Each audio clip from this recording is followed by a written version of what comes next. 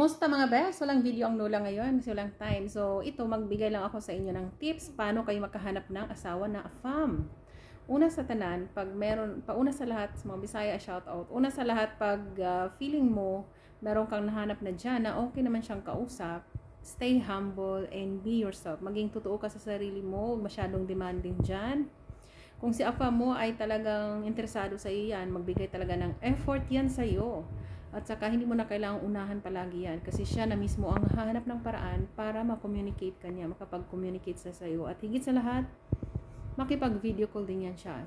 Kaya sa mga afam naman kasi naghanap ng seryosong babae, gusto nila yung babaeng sweet, caring, thoughtful, nag-isip sa kanila, kumusta na sila, ganun, kinukumusta sila.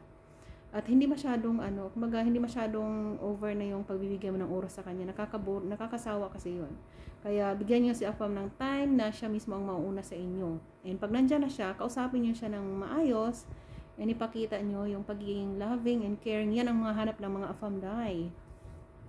So maging totoo ka sa sarili mo and huwag kang matakot kung feeling mo ngayon may edad ka na or kasi sa paghanap ng totoong afam na magmamahal sa inyo, hindi nakabase sa edad yan. Nakabase yan sa ikaw ang nagustuhan ni afam dahil ikaw nagtataglay ng ugaling hanap nila. At ang hanap ng mga afam na talagang seryoso ay yung babaeng malambing, maasahan, hindi masyadong demanding, kayang ipaglaban ang sarili, may sariling plano, may sariling desisyon sa buhay. Kumbaga, hindi yung, ay, kailangan ko ng pera, kailangan ko ng suporta dahil ganyan. Isa yan sa pinakaayaw ng mga afam, yung magpaparinig. Kasi parang nanghingi na rin yun. So, you can pwede mong i-share kung anong sitwasyon mo dyan, anong problema mo. Pero yung magsabihin mo na pwede akong manghiram ng pera or tulungan mo ako, ayaw nila yan.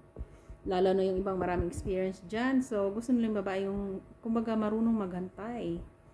Kung magsabi ka na may problema ka, sabihin mo rin na I will find a way na maghanap ka ng paraan para masolusyonan yung problema nyo. Magiging proud sa iyo yung afam mo dyan. So, at huwag kang masyadong magmamadali. Kailan mo ba ako, ligawan?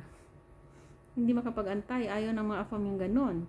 Pero kung feeling mo naman medyo matagal-tagal na kayo at feeling mo gusto mo si afam, you have the right, responsibilidad mo na tanungin si afam, what you really feel for me? Kasi baka nagsasayang ka ng oras dyan, bes. Baka ikaw lang yung may gusto sa afam na yan.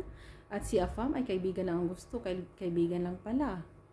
Sayang oras mo kasi nga ang hanap mo ay asawa. So, tuloy-tuloy sa paghahanap, huwag magmamadali, magtiwala sa sarili and pray to God. Kasi when God bless you, naku, wala talaga makakasagabal dyan. Bibigay talaga ni Lord yan. Kaya be patient at huwag mawala ng pag-asa. Tuloy-tuloy lang sa paghahanap. Darating at darating yan. Maraming afam na lalapit sa inyo. Pero kailangan alam nyo kung sino talaga ang papatulan nyo at bigyan ng oras at panahon para hindi sayang yung oras.